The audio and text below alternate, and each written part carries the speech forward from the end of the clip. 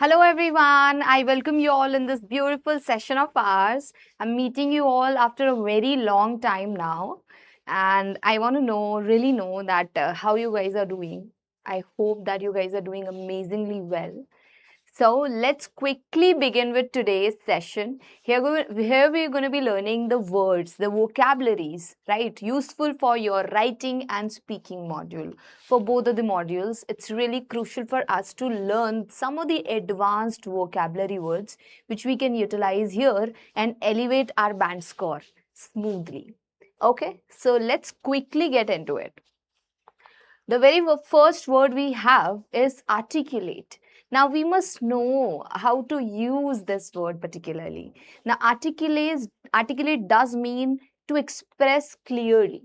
Okay, to be able to express clearly, we mean with articulate word. Now what are some sentences? How can we use this word? Firstly, it means to express clearly. Some sentences are that she is an articulate speaker. That means she is able to express her ideas clearly. That means she is an articulate speaker. Now you can also use it in a way that he couldn't articulate his emotions. That means he couldn't express himself properly and clearly, right? Next, it's important to articulate your opinion in interviews. It's really important, isn't it? So yes, articulate means to be able to express clearly and effectively, right? To be able to effectively express yourself the way we have to do in our speaking module, right? Let's move to the next one. Now, next one is mitigate. Okay, mitigate is really crucial for us to know because we use it a lot for our write-ups, for our essays, basically. Now, what does this word mean? We mean with it that to reduce, right? The level, the severity of something, to reduce. There's one more word related to the same, which is alleviate, right? Alleviate is the word. I hope you guys know about this. I speak and use this word a lot. Okay, so hello Jay, hello Afzal. I hope you guys are absolutely fine. Okay, this is the word. Let's see some examples. So mitigate means to reduce. Now planting trees mitigates the air pollution. Whenever you want to say that it reduces something, so instead of reduce, you always use this word, which is mitigate. Now better roads can mitigate traffic issues. Next is awareness campaign helps mitigate health risks, right? We must run some awareness campaigns to mitigate some health risk or health issues. Now here we use this word mitigate for reduction in the amount of something or in the severity of something. Whenever we want to say, we can use this word over there. So साथ साथ इसको learn भी कर लो. ऐसा नहीं है कि बस पढ़ने के लिए पढ़ रहे हो. इसको नोट करो, साथ साथ लर्न करो एंड डेली इसको ट्राई करो यूज करने का. I get a lot of many questions from students that ma'am how to learn vocabularies, how to learn them. ठीक है, वर्ड्स हमें पता है ना. एट टाइम्स व्हाट हैपेंस कि when we are able to speak or when we are actually speaking, when we are practicing, तब वो words mind में नहीं आते. We tend to often go blank. This happens lot many times. और वो words, appropriate words mind में नहीं आते. तो this is a very common issue. I would suggest कि आप try करो forcefully कि ये words use करने हैं. आज के दिन में मैंने ये 5 words new learn करे, इनको use करना है. जितना use करोगे उतना ही you will be able to retention % बढ़ जाएगा आपका. उसको ज़्यादा रिटेंशन हो पाएगा और उसे आपके माइंड में स्टे करेंगे वो words. Otherwise you will forget again, कभी याद नहीं होंगे. हेलो हेलो वीर. ठीक है, let's now move ahead. Mitigate हो गया एंड ये वाला वर्ड हो गया आर्टिकुलेट. अब let's move to the next one. अब नेक्स्ट वन है इनएविटेबल. देखो another very beautiful word for you. क्या है? इनएविटेबल. इनएविटेबल का मीनिंग होता है which is bound to happen, जिसको हम रोक नहीं सकते, वो होके ही रहेगा, वो होता है इनएविटेबल. ठीक है, अब इनएविटेबल क्या क्या हो सकता है? काफी सारी चीजें ऐसी हैं जो इनएविटेबल है हमारी लाइफ में. अच्छा, आपके लाइफ में चेंज आता है तो क्या आप उसे रोक पाते हो? हाँ, क्या चेंज पर आपका कंट्रोल है? नो. क्या आपकी एज के ऊपर आपका कंट्रोल है? No. These are certain things जिन पे हमारा कंट्रोल नहीं है. डेथ, क्या डेथ पे किसी का कंट्रोल है? No. So it is bound to happen. जो भी चीजें bound to happen है ना, those all are the things which are inevitable.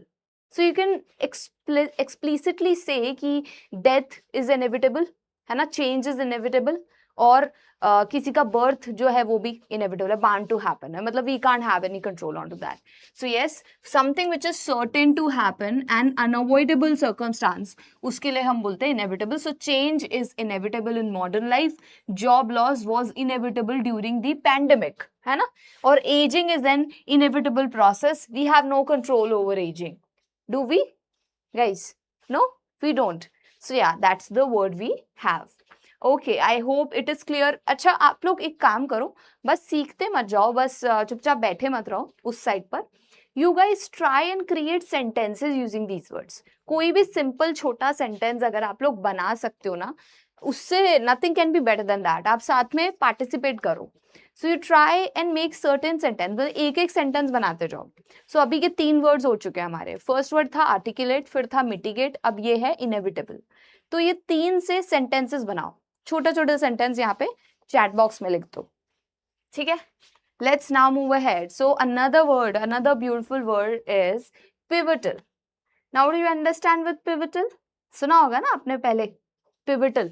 क्या होता है pivotal? Something which is really significant, which holds utmost importance. That's what we mean with pivotal. ठीक है? So yes, of great importance. अच्छा, important के तो काफी सारे synonyms we already know now. पहले भी हम कर चुके हैं, है ना? Could you please tell me where to practice speaking for IELTS? Okay, Afzal, देखो, for IELTS no, speaking का practice तो is something जो कि हम classes में भी काफी बार करते हैं. If you are new here, let me tell you, there are so many sessions जो हम speaking के लिए रखते हैं. But yeah, speaking is all about practicing. More of practicing है, वो practicality पे focus है उसका ज़्यादा. So आप try करो, mirror practicing करो, for one thing.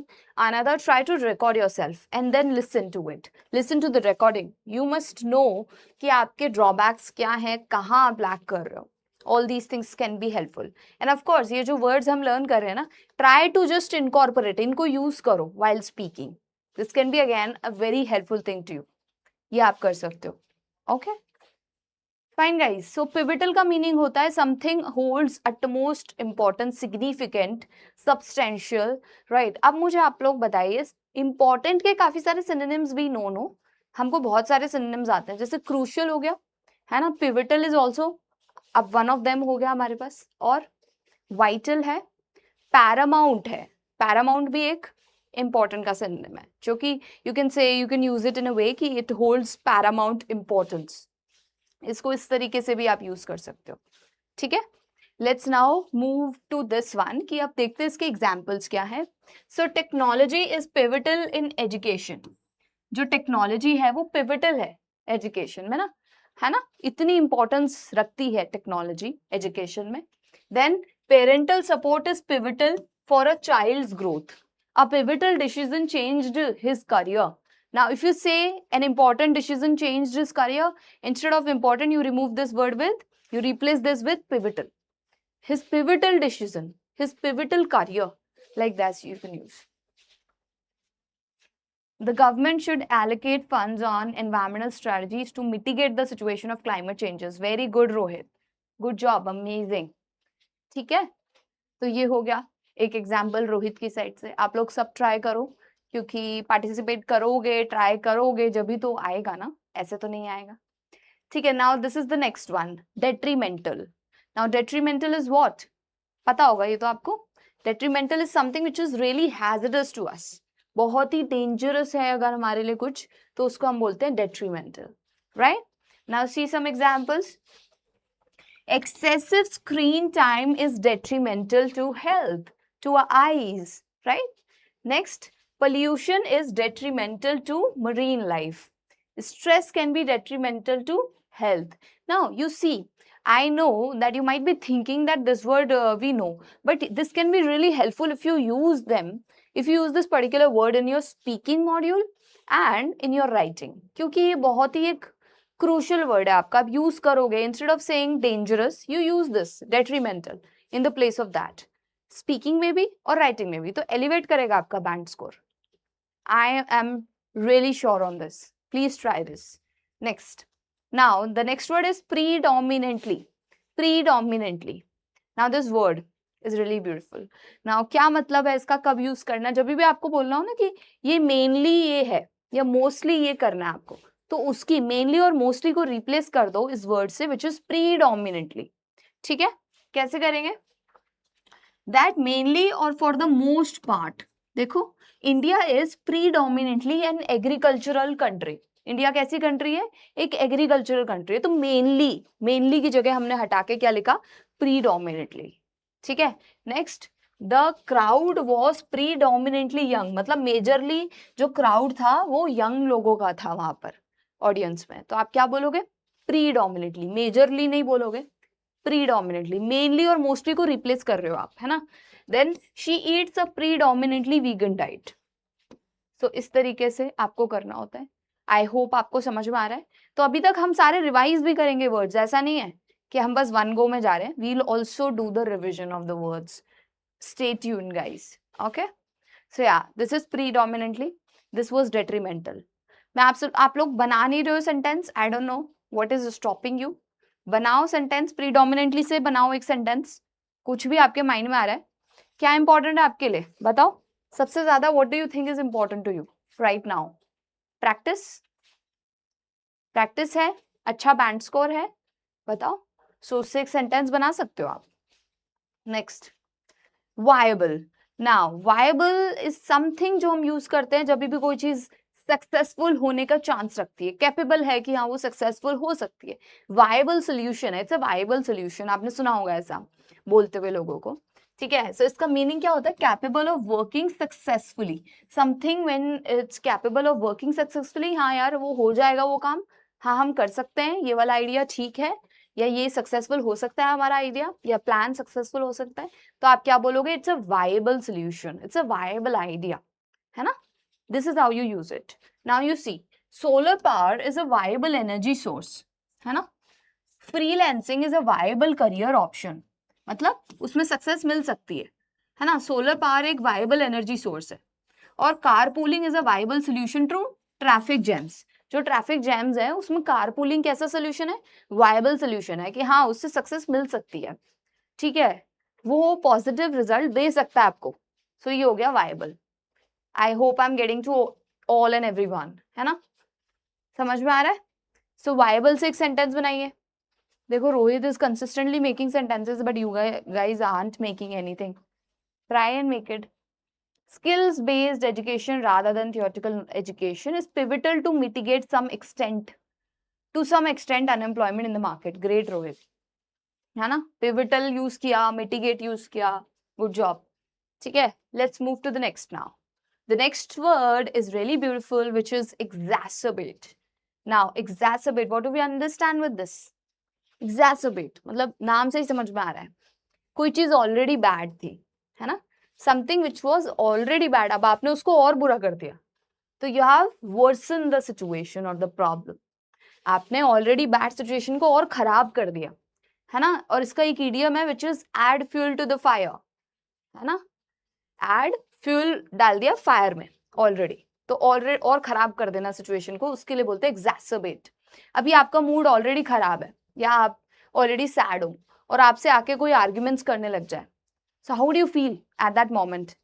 So आपका जो मूड है वो exacerbate हो जाएगा, सिचुएशन और ज्यादा खराब हो जाएगी. Did you understand the meaning? ठीक है. तो to make a problem worse is what we understand with exacerbate. ठीक है. Now see, his rude reply exacerbated the argument. है ना, उसका इतना गंदा रिप्लाई आया कि और बढ़ गई आर्ग्यूमेंट्स उनकी. Next, climate change exacerbates natural disasters. Poverty exacerbates crime rates, और ज्यादा बढ़ा देती है. पोवर्टी क्राइम रेट्स को और ज्यादा बढ़ा देती है. सो exacerbate करना इज लाइक ऑलरेडी खराब को और खराब कर दिया आपने. Got it? Did you understand exacerbate? Let's move to the next now. Next one is noteworthy. noteworthy, something which is noteworthy. I hope आपको समझ में आ रहा है. बट ये वर्ड आपको पता तो होगा, but we rarely use while writing, we rarely use while speaking. Do we? नहीं करते ना. So बस that's the only problem. अब जैसे noteworthy आपने देखा, अब इसको यूज करने का ट्राई करो, प्रीडोमिनेंटली को यूज करो, मिटिगेट को यूज करो, अलिवेट को यूज करो. So deserving, something which deserves a lot of attention or which is really pivotal, which is really significant, उसको बोलते हैं noteworthy. ठीक है, देखो हर इम्प्रूवमेंट इज नोटवर्दी, उसका जो इम्प्रूवमेंट हुआ वो बिल्कुल नोटवर्दी है ना. जैसे हिंदी में क्या बोलते हैं, सराहनीय है ना, कि प्रेज वर्दी भी बोल सकते हो, तो नोटवर्दी हो जाएगा, इंपॉर्टेंट है नोटिस करना. Now it's noteworthy that attendance has increased, attendance बढ़ चुकी है. He made a noteworthy contribution, उसने एक नोटवर्दी कंट्रीब्यूशन किया है ना हमारे प्रोजेक्ट में. सो इस तरीके से आप यूज कर सकते हो. Government has made some noteworthy initiatives, है ना. So kind of these things, मतलब these are really crucial words अगर आप यूज करते हो अपने राइटिंग स्पीकिंग में. और ऐसे यूजुअल वर्ड्स हैं जो ऐसा नहीं है कि आपको कोई अलग से सिचुएशन लानी पड़ेगी इनको यूज करने के लिए. आप इसको नॉर्मल सेंस में यूज कर सकते हो. These are very common instances में यूज कर सकते हो. सो एक बार क्विक रिविजन करते हैं सारे वर्ड्स का, सो फार जितने भी हमने सीखे हैं. आ जाओ, ये रहा आपका first word which is articulate. क्या मतलब था इसका, to be able to express clearly, जब हम क्लियरली अपनी चीजों को समझा पाए, to articulate the thoughts properly, तो उसको बोलते हैं आर्टिकुलेट. नेक्स्ट वर्ड था हमारा मिटिगेट, मतलब to reduce the severity of something, कम करना. इसका एक और वर्ड है अलीविएट, जो भी सेम मीनिंग का है. नेक्स्ट वर्ड इनएविटेबल, मतलब something which is bound to happen, यार वो उसको नहीं टाल सकते हो आप, होगा ही होगा. ठीक है, now that you have exacerbated his mood, he's gonna beat you, that's inevitable, उसको आप रोक नहीं सकते हो, है ना. सो या इनएविटेबल हो गया. Next is pivotal, something which is really important, इतना इंपॉर्टेंट है आपको नहीं पता, बहुत इंपॉर्टेंट है, तो पिवटल हो गया, नोटवर्दी हो गया. ठीक है. Next is detrimental. So please, smoking is detrimental to health, you must not do it, है ना. नेक्स्ट इज प्रीडोमिनेंटली, मतलब मेजरली. प्रीडोमिनेंटली अटेंडेंस में जो था ना, मोस्टली मुझे गर्ल्स ही दिख रही थी. ठीक है.